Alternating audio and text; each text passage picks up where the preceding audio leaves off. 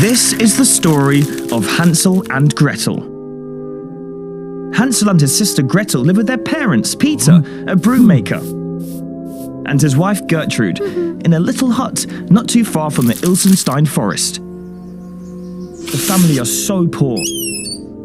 Hansel complains that he's only eaten bread for weeks. But Gretel reminds him of their father's words. A helping hand is always there in times of greatest need.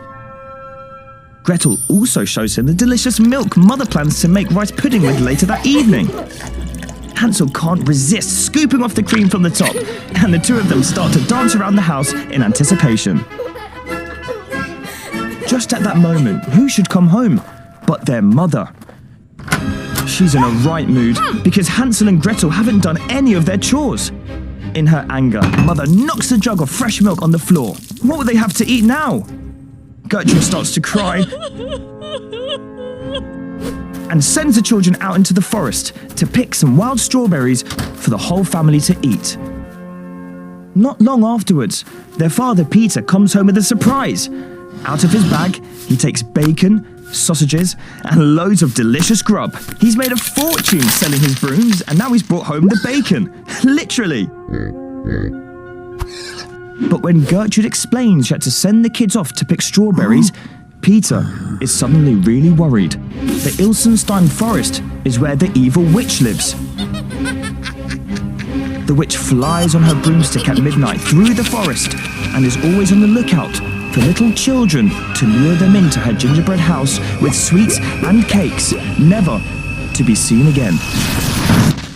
Gertrude and Peter are horrified and rush out into the forest to search for their children. Meanwhile, Hansel and Gretel are filling their baskets with strawberries. But guess who's eaten all of his? Greedy guts Hansel! Gretel tells him off.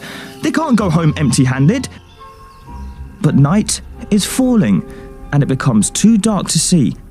The kids try to find their way back, but there's no escaping it. They're lost! What are they going to do? Suddenly, they see something coming closer and closer.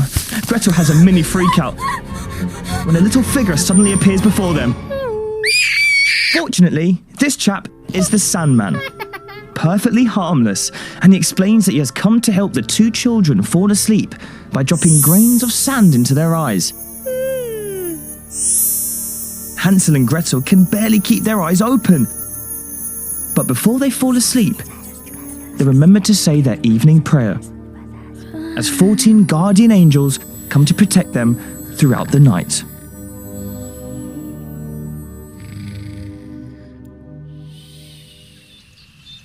The next morning, the kids are woken up by a handy alarm clock in the shape of the Dew Fairy, who sprinkles the pair with dew. Suddenly, they notice through the trees a delicious-looking gingerbread house, made of pancakes, sprinkled with sugar and raisins, with a garden fence made from delicious gingerbread figures. Hansel and Gretel can't resist taking a bite. But as they do, they hear a little voice coming from inside. Nibble, nibble, little mouse.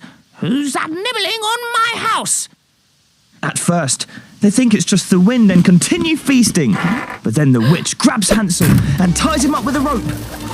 The witch tells the siblings how much she loves children and how desperately lonely she is deep in the forest.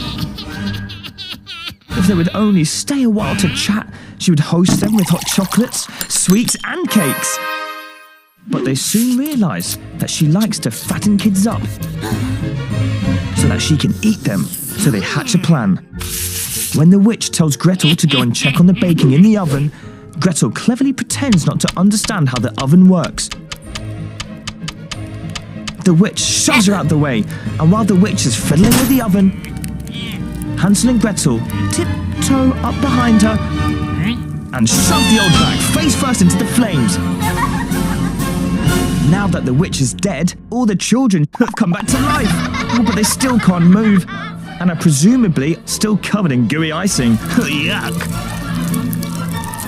Hansel and Gretel spy the witch's wand, whiz it around and cast a spell, freeing all the children.